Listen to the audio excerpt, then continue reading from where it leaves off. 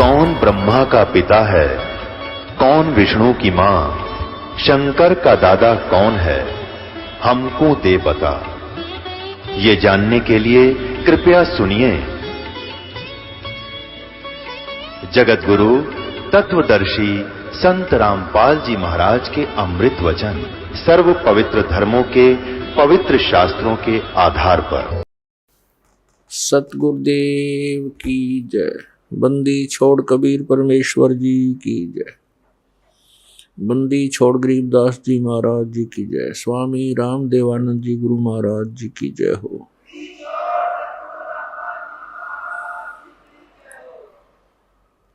गरीब नमो नमो सतपुरुष को नमस्कार गुरु की नहीं, सुर नर मुनि जन साधुआं संतों सर्वस्ती नहीं। सतगुरु साहेब संत सब डंडो तम प्रणाम, आगे पीछे मध हुए तिनको जा कुर्बान। नराकार निर्विषम काल जाल वैवंजनम, निर्लेपम निज निर्गुणम अकल अनुपवेशम दुनम। सोहम सुरति समाप्तम सकल समाना निर्तलय, उज्ज्वल हिरंबर हरदमम बेपरवाह अथा है, वार पार नहीं मज्जतम। ग्रीब जो सुमर सिद्ध होई, गणनायक गलताना करो अनुग्रह सोई, पारस पद परवाना। आदि गणेश मनाऊं, गणनायक देवन देवा, चरण कमल लो लाऊं, आदंत करूं सेवा। परम शक्ति संगीतम, रिद्धि सिद्धि दाता सोई, अवगत गुण अतीतम, सत पुरुष निर्मोही। जगदम्बा जगदीशम, मंगल रूप मुरारी, तन मन अर्पों शीसम, भक्ति मुक्ति भंडारी।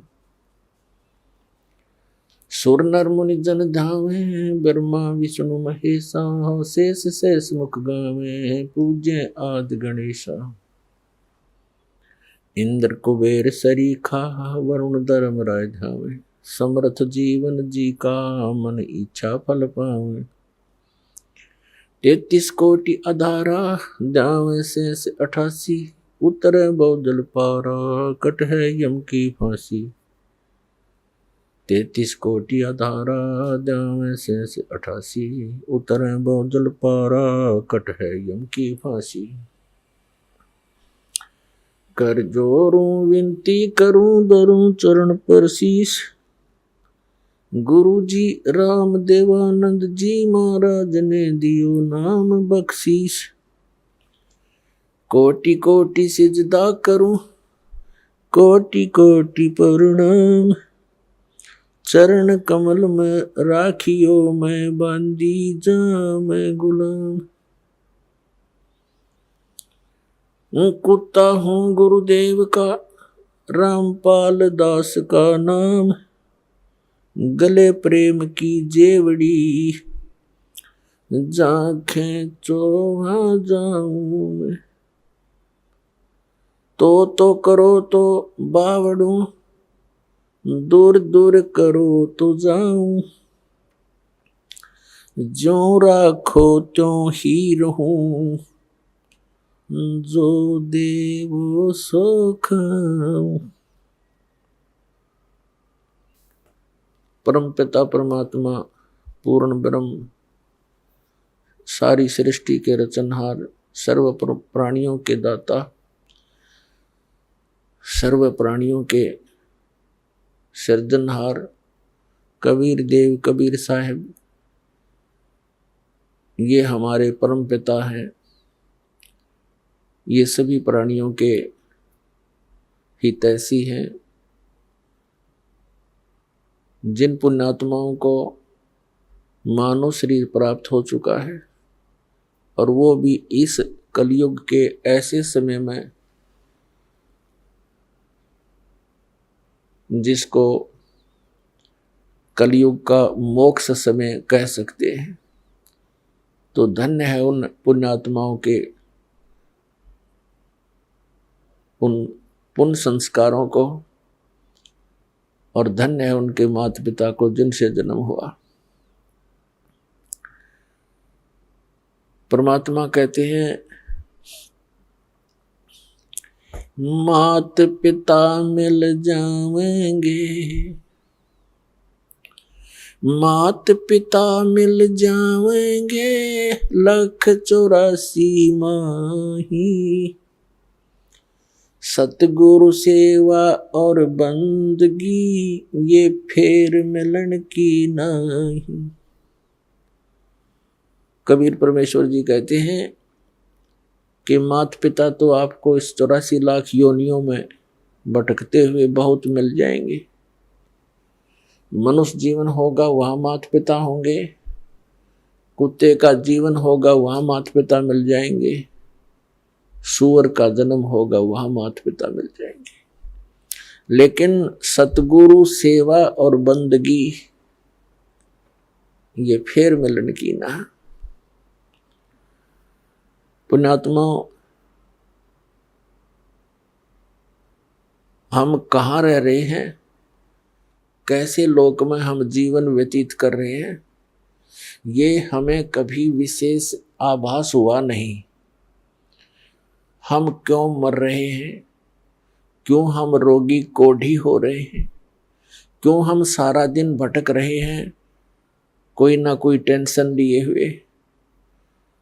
अब हमने ये सोचा ही नहीं, इतने कष्ट के अंदर भी हम फिर जीवन की इच्छा ही किए रहते हैं, क्योंकि हमारे ऊपर एक प्रेशर है इस त्रिगुणमयी माया का। त्रिगुणमयी माया कौन सी है? रजगुण ब्रह्मा जी, सतगुण विष्णु जी, तमगुण शिव जी के अंदर से निकल रही वो गुप्त किरणें, वो तरंगे उनके गुणों की, वो हमें प्रभावित कर रही है। कैसे कर रही है? जैसे वो भगवान अपनी राजधानियों में, अपने लोकों में रहते हैं, उनसे निकल रही ये तरंगे हमें यहाँ प्रभावित कर रही है। जैसे एक रसोई के अंदर मिर्चों का छौंक लगता है, वह मूल वस्तु साकार रसोई के अंदर है, उससे निकल रही वो तरंगे दूसरे कक्षों में बैठे हुए व्यक्तियों को भी प्रभावित कर रही है। छींकें आ रही हैं, उन छींकों को रोकना उस व्यक्ति के वश की बात नहीं। और उन छींकों का कारण कौन है? वो साकार मिर्च जो रसोई के अंदर है। ठीक इसी प्रकार उन भगवानों से निकल रही ये तीनों गुणों की किरणें, रेज हम सभी को यहाँ प्रभावित किए हुए हैं, और जिस कारण से हम सोच ही नहीं पाते हैं। कोशिश करते हैं तो 2 सेकंड के बाद मन कहीं का कहीं पहुंच जाता है। कभी कभी होता था ऐसे कि ये क्या जीवन हुआ, सुबह उठो, खाना बनाने में लग जाओ, खाना खाओ, फिर कमाने के लिए जाओ, आते पढ़ के सो जाओ, उठकर फिर भागो, फिर शाम को पढ़ जाओ, फिर भागो, मर ही जाओ, यही काम पूरा ना होता। लेकिन कभी कभी आती थी ये बातें, फिर 2 सेकंड के बाद ही कोई और ही बात याद आ जाती थी, उसको भूल जाते थे। और यदि हमें ये आभास हो भी जाता थोड़ा बहुत, तो फिर करते क्या? हम घर छोड़ जाते थे, जंगल में चले जाते थे। जंगल में जैसे भगवान हमने बांध कर बैठा रखा, जाते मिल जाएगा। ऐसी हमारी गलत भावनाएं थी। हम अज्ञान के कारण इस काल के इस जाल को समझ नहीं सके। उसको समझाने के लिए स्वयं परमात्मा आए। वो हमारे पिता हैं, हमारे जनक हैं, क्योंकि अपने का दुख अपनों को ही होता है। तो इसके लिए परमात्मा कहते हैं, कबीर ये माया अटपटी और सब गट आण अड़ी, किस किस ने समझाऊं या कुआ भांग पड़ी। या त्रिगुणमयी माया की, यहाँ के सुख सुविधाओं की, यहीं के चोचलों को देखकर मन यही भ्रमित रहता है। तो ये भांग पी रखी हमने नहीं। जब ये भांग उतर जाएगी, आप बाकी का जीवन गिन गिन कर काटोगे। भगवान कद पीछा छूटे इस गंदे लोक ते।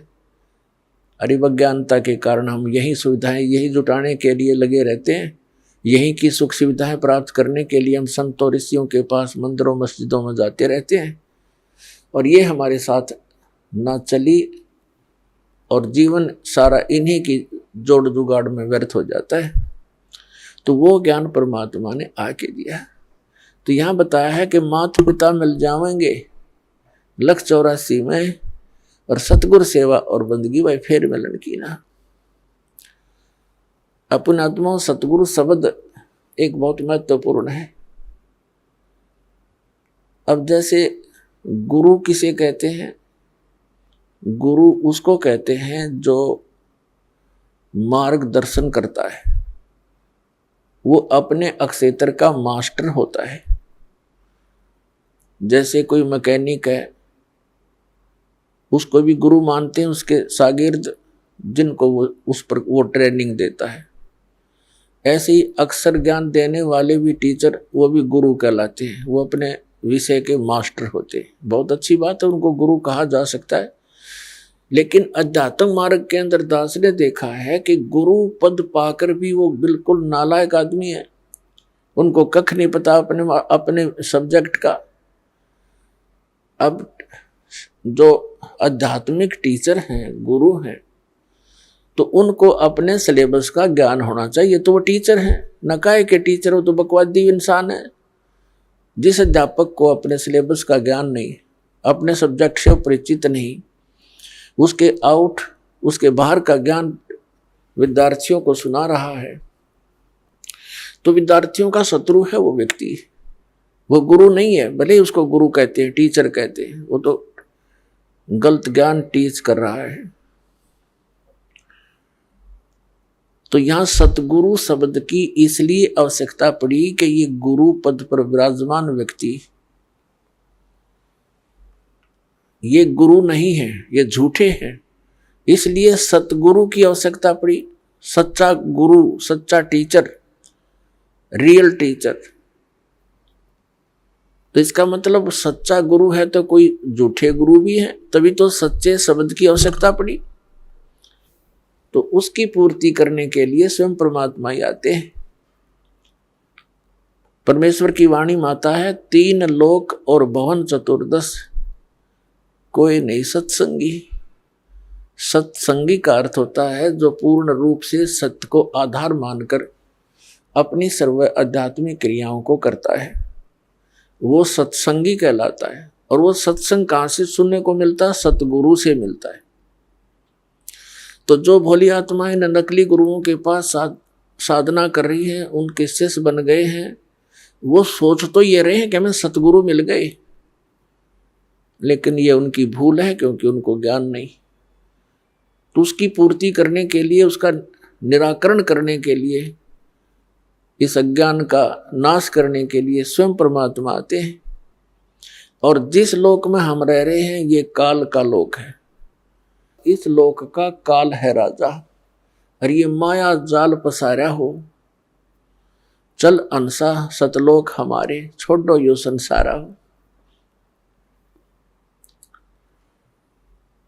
तो पुण्यात्माओं, वो परमात्मा स्वयं यहाँ आते हैं, वही एक सतगुरु की भूमिका करते हैं, वही एक सच्चे भगत की भूमिका करते हैं, वही एक सच्चे संत की भूमिका करते हैं, और वही एक नेक नागरिक की तरह एक अपना उदाहरण करते हैं। एक नेक नागरिक यानी अच्छा व्यक्ति समाज में रहने के किस प्रकार वो रहे, किस प्रकार की उसकी गतिविधियां होनी चाहिए, ये सब लीलाएं माले की करके हमें एक उदाहरण पेश करते हैं। तो वो परमात्मा पूर्ण ब्रह्म, जिसको सतपुरुष भी कहते हैं, उसी को अमर पुरुष भी कहते हैं, उसी को अकाल मूर्त, शब्द स्वरूपी राम और सतपुरुष, उसी परमात्मा के ये उपमात्मक नाम है। उनका रियल नेम जो है, वास्तविक नाम कबीर देव है, कबीर साहब। वेदों में कबीर देव, कुरान शरीफ में कबीर अल्लाह, अल्लाहु अकबर, अल्लाह कबीर।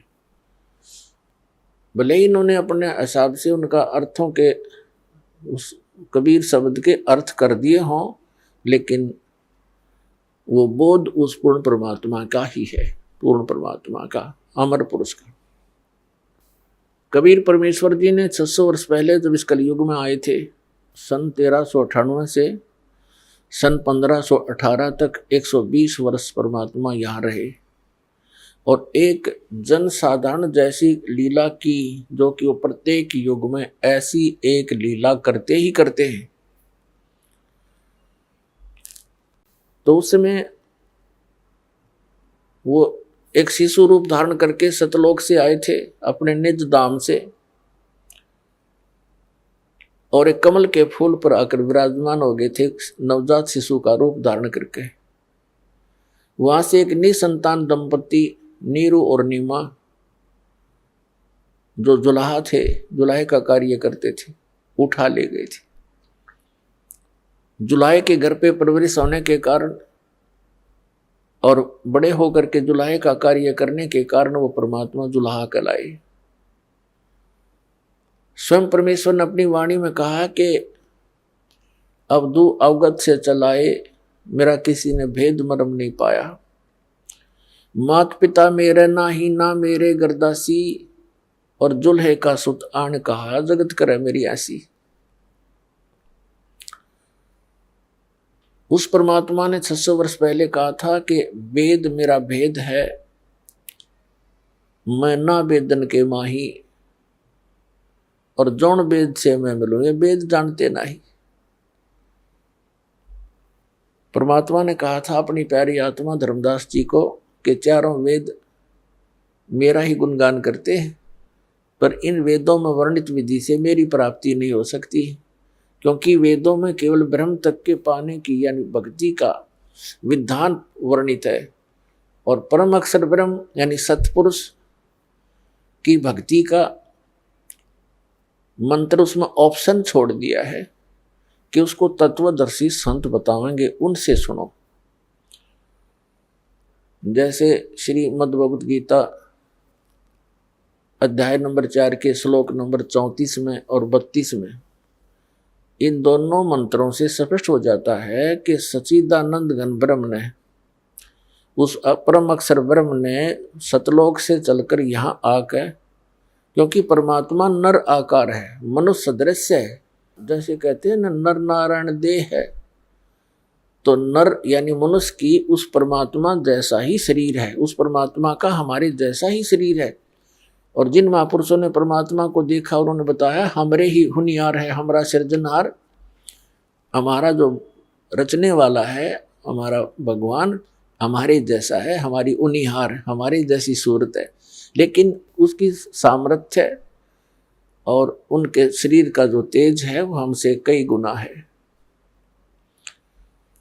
वहां सतलोक में। और गीता जी में लिखा है 4th अध्याय के 32वें श्लोक में कि धार्मिक अनुष्ठानों की यथार्थ जानकारी विस्तार के साथ सच्चिदानंद घन ब्रह्म की वाणी में वर्णित है। ब्रह्मणे मुखे मूल पाठ में, गीता अध्याय नंबर 4 के श्लोक 32 में के मूल पाठ में एक शब्द है ब्रह्मणे मुखे। ब्रह्मणे माने सच्चिदानंद घन ब्रह्म, क्योंकि यहाँ इन अनुवादकर्ताओं ने अपनी अज्ञानता के कारण अनर्थ कर दिया। ब्रह्मणे मुखे का अर्थ लिख दिया वेद की वाणी। वेद की वाणी तो गीता में बोली ही जा रही है, गीता ज्ञानदाता, गीता वेदों का ही तो निष्कर्ष है। यहाँ गलत कर दिया इन्होंने। इस ब्रह्मणे का अर्थ, ब्रह्मणे शब्द का अर्थ गीता अध्याय नंबर 17 के श्लोक 23 में सही कर दिया। वहां लिखा है कि सच्चिदानंद घन ब्रह्म, ब्रह्मणे माने, तो यहाँ भी सच्चिदानंद घन ब्रह्म यानी अमर पुरुष परम अक्षर ब्रह्म ने अपने मुख कमल से जो वाणी बोली है उसके अंदर विस्तार के साथ कहा गया है परमात्मा के पाने की यथार्थ विधि, ए से लेकर जेड तक, यानी कंप्लीट कोर्स। उसके बारे में फिर कहा कि 4th अध्याय के 34वें श्लोक में कि उस ज्ञान को तू तत्वदर्शी संतों के पास जाकर समझ।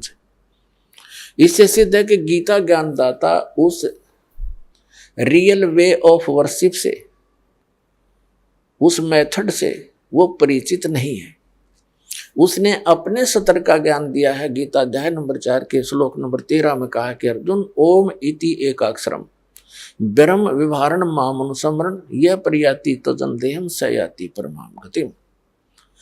क्योंकि ये ब्रह्म, ये सरपुरुष, ये काल श्री कृष्ण जी में प्रवेश करके गीता जी का ज्ञान बोल रहा है। तो वो कहता है मुझ ब्रह्म का केवल एक ओम अक्षर है, नथिंग एल्स। और भी जो तुम अटपट करते हो, ओम नमः शिवाय, ओम भागवते वासुदेव, फलाना फलाना, ये सब बकवादे हैं, ये मंत्र नहीं है। गीता एक ऑथेंटिक सदग्रंथ है, होली बुक है, कोई बालकों के डूम बाट के गीत नहीं है इसके अंदर। तो हमने इन सदग्रंथों को आधार मानकर अपनी भक्ति को सुचारू करना है, अन्य छोड़ देना है जो गलत साधना हम करें। गीता अध्याय नंबर 16 के श्लोक नंबर 23 और 24 में यही दृढ़ किया गया है कि जो शास्त्र विधि को त्याग कर मनमाना आचरण करते हैं उनको न तो सुख होता है, न उनको कोई सिद्धि प्राप्त होती है, न उनकी कोई गति होगी, तो यूजलेस। इससे तेरे लिए अर्जुन कर्तव्य की अवस्था में ये सदग्रंथ ही प्रमाण है। इन्हीं के आधार से जो करनी चाहिए साधना और ना करने योग्य है उनको त्याग देना चाहिए, करनी चाहिए उनको ग्रहण करना चाहिए। इससे अपने भक्ति मार्ग को सुचारू करना, किसी की दंत कथा पर विश्वास मत करना।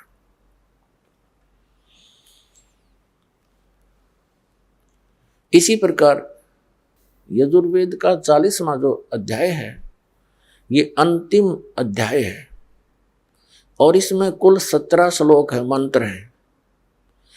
इस 17 मंत्रों में एक निर्णायक मोड़ पर जाके ज्ञान रुक गया है। जैसे गीता ज्ञान दाता 18वें अध्याय के अंदर लास्ट के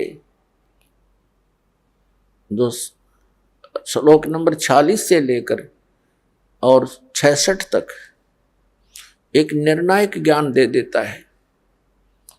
उसमें कहा कि यदि तूने मेरी शरण ग्रहण करनी है तो युद्ध तो करना ही पड़ेगा, यहां शांति होगी नहीं, जन्म मृत्यु तेरी भी रहेगी मेरी भी रहेगी। 18वें अध्याय के 46वें श्लोक में 61 और 62 में स्पष्ट कर दिया है कि जिस परमात्मा ने सब प्राणियों की उत्पत्ति की और वही परमात्मा अब सबको कर्म आधार से एक यंत्र की तरह घुमा रहा है, तो तू सर्वभाव से उस परमेश्वर की शरण में जा, उसकी कृपा से तू परम शांति को और सनातन परम धाम को प्राप्त होगा। 18वें अध्याय के 63वें श्लोक में कहता है गीता ज्ञानदाता कि अर्जुन जो मैंने गुप्त से गुप्त ज्ञान करना था तेरे तो कह दिया, इस गीता का ज्ञान। अब जैसे तेरा मन मानना ऐसे कर ले, मेरी शरण में रहना तो युद्ध करना पड़ेगा। 8वें अध्याय के 5 और 7वें श्लोकों में कहता है तो मुझ में मन वाला हो, मेरे में भाव बना, मेरा सिमरण कर, युद्ध भी कर, मुझे ही प्राप्त होगा। फिर तुरंत 8वें अध्याय के 8, 9, 10 में 3 श्लोकों में कहा कि उस परमेश्वर की शरण में जाना है। उसकी भक्ति करेगा तो उसकी शरण में जाएगा, मेरी भक्ति करेगा तो मेरे पास रहेगा, उसकी भक्ति करेगा तो उसके पास पहुंच जाएगा। 18वें अध्याय के 63वें श्लोक में गीता ज्ञानदाता कहता है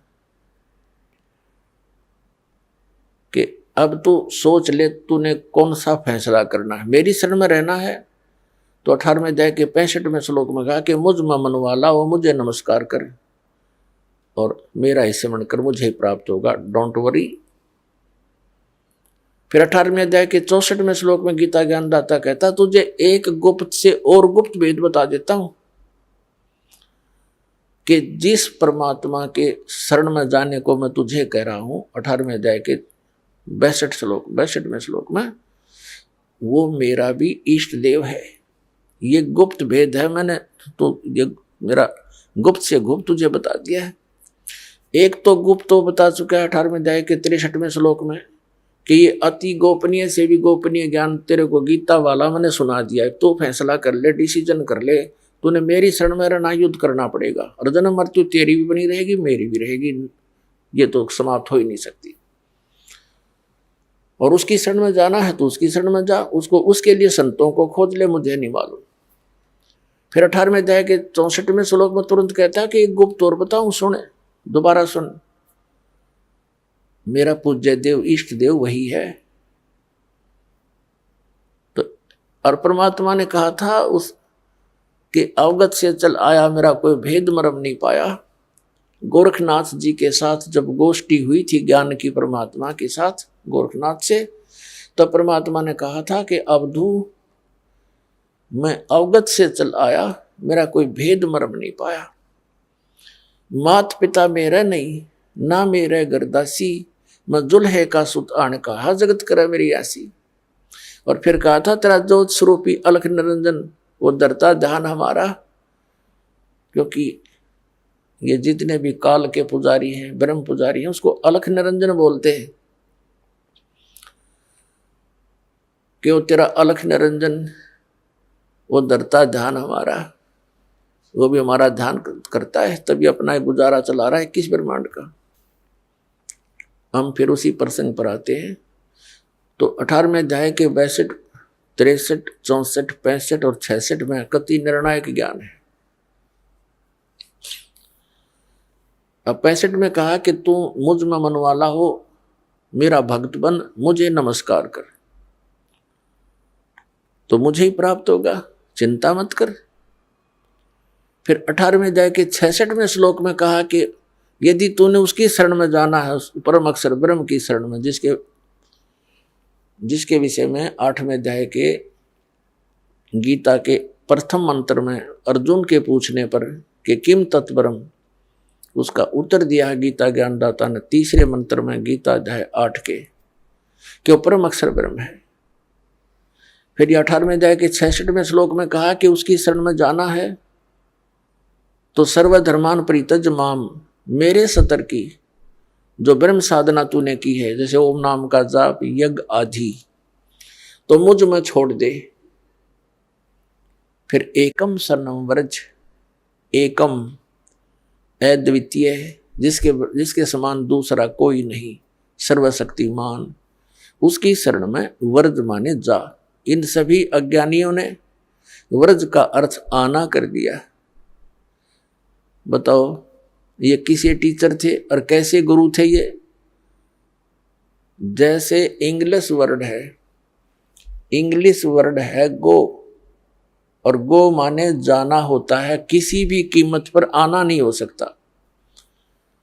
और जिन्हों गो का अर्थ कम कर दिया, आना कर किया हुआ है, तो कितना बुद्धिमान होगा, कैसा समझा उसने उस प्रकरण को, उसने तो बट्ठा बैठा दिया। तो ऐसे बट्ठे बैठा रखे हैं इन नकली गुरुओं ने, इसलिए सतगुरु शब्द की आवश्यकता पड़ी और सदगुरु की आवश्यकता पड़ी। इसी प्रकार गीत यजुर्वेद अध्याय नंबर 40 के श्लोक नंबर 10 से लेकर 13 तक ये स्पष्ट किया है कि कोई तो परमात्मा को साकार मानता है कि वो जैसे श्री राम श्री कृष्ण रूप में उत्पन्न होता है संभवात, और कुछ अन्य जो उसको असंभवात यानी वो जन्म नहीं लेता, निराकार मानते। इसके विषय में वो तत्वदर्शी धीराणाम माने तत्वदर्शी संत, जिनका टिकाऊ ज्ञान है, वो ठीक ठीक बताते हैं, उनसे सुन ले। और विद्वान और अविद्वान की परिभाषा भी वही बताएंगे। हु इज वेल नोन, कौन है विद्वान, जैसे उसमें क्या बताया है यजुर्वेद अध्याय नंबर 40 के श्लोक नंबर 10 से लेकर 13 में, कि कोई तो उसको विद्वान मान लेता है जिसको किसी भाषा का अक्षर ज्ञान है, और जिसको अक्षर ज्ञान नहीं है उसको अविद्वान कह देते हैं।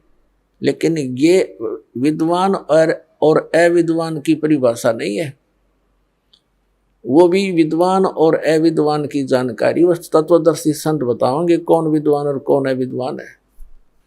तो पुण्यात्मा, जब परमेश्वर कबीर जी 600 वर्ष पहले यहाँ आए थे धरातल पर, इस कलयुग में 1398 ज्येष्ठ सुदी पूर्णवासी संवत 1455, लहर तारा तालाब कमल के फूल पर, लहर तारा तालाब में कमल के फूल पर एक नवजात शिशु का रूप धारण करके विराजमान हुए थे। और वो परमात्मा जल के ऊपर विराजमान होते हैं, जिस कारण से वो नारायण कहलाते हैं। रियल नारायण यही है, वो परमात्मा वास्तविक नारायण। इसलिए इनको नारायण कहते हैं। बाकी तो नकली नारायण है, यहाँ के नासवा नारायण है। यूँ तो कोई भी जल में लौट जा, किश्ती में लौट आ रहा है, वो को नारायण थोड़ा बन जाएगा। तो एक ये परमात्मा की लीला है। सतयुग, त्रेता, द्वापर, कलयुग, सभी में ये एक लीला ऐसे करते हैं। तो उसमें वो अक्षर ज्ञान नहीं रखते थे और सब वेदों और ग्रंथों का यथार्थ ज्ञान बताते थे। तो उसमें अक्षर ज्ञान युक्त यानी संस्कृत भाषा के विद्वान माने जाने वाले वो ऋषि, महर्षि और ब्राह्मण वर्ग, मंडलेश्वर, गुरु, महंत, आचार्य, शंकराचार्य, परमेश्वर कबीर जी को कहा करते ये अशिक्षित है, अविद्वान है, ये क्या जाने सदग्रंथों के गुड़ रहस्यों को, इसकी बातों में मत आना। और वो बिजली अभी तक गिरी रही क्योंकि हमारे पूर्वज शिक्षित नहीं थे। आज परमात्मा ने सबसे पहले हमें शिक्षित किया। पुण्यात्माओं, इस शिक्षा का हमें लाभ, एक विशेष लाभ यही है कि हम भगवान पहचान लेंगे। अन्यथा ये शिक्षा एक विष है इस मानव के लिए। इसको ये चातुर बनाती है, बेईमान बनाती है, माया जोड़ने के अतिरिक्त ये कुछ नहीं सिखाती है। कोई भी ट्रेनिंग शिक्षा देख लो, केवल धन उपार्जन उद्देश्य ही लेकर बच्चे पढ़ने जाते हैं और फिर वो उसी उद्देश्य से लगे रहते हैं। कोई बीच में मर जाता है, वो जोड़ी जाड़ी कोठी बनी बनाई रह जाती है। जो इस मनुष्य जीवन से कार्य करना था वो तो प्रारंभ भी नहीं कर पाता ये आत्मा। तो उस परमात्मा ने ये थोड़ा सा विष हमें खिलाना अनिवार्य समझा, क्योंकि इसको फिर अमृत में बदलना था। विष से अमृत होत है जय कर जाने कोई। अब इस विष को हम अमृत में बदल लेंगे। इस शिक्षा का हम लाभ उठाएंगे, भगवान पहचानेंगे, सतलोक चले जाएंगे, जहाँ सदा सुखी रहेंगे। कहीं बुढ़ापा नहीं वहाँ पर, वहाँ मृत्यु नहीं। जो दास ज्ञान दे रहा है ये किसी लोकवेद के आधार से नहीं, सब सदग्रंथों को आधार मानकर, और जिन महापुरुषों ने परमात्मा को साक्षात्कार किया, सतलोक गए, वहाँ स्थान को देखा और वापस आकर उन्होंने गवाही दी, उन महापुरुषों के वचन आपके रूबरू कर रहा है।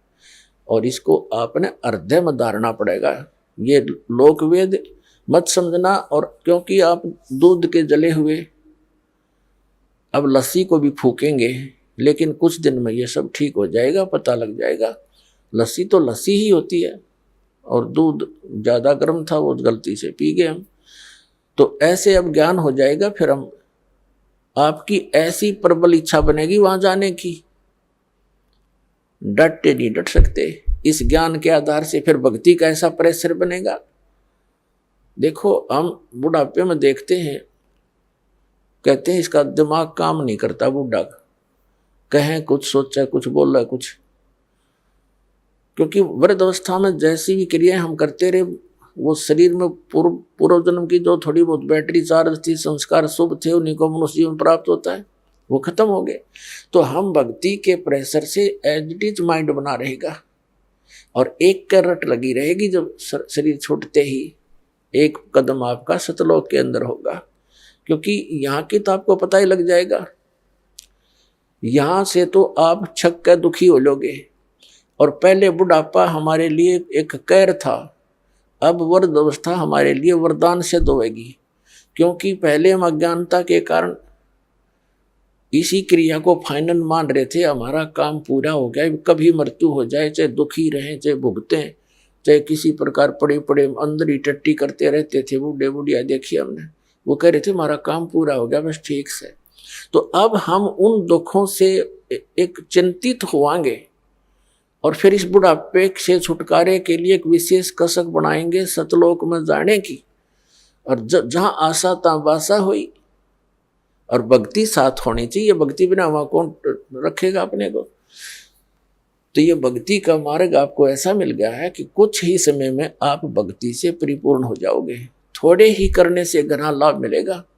जैसे एक तो सारा दिन मजदूरी करे, 200 रुपये प्राप्त करे।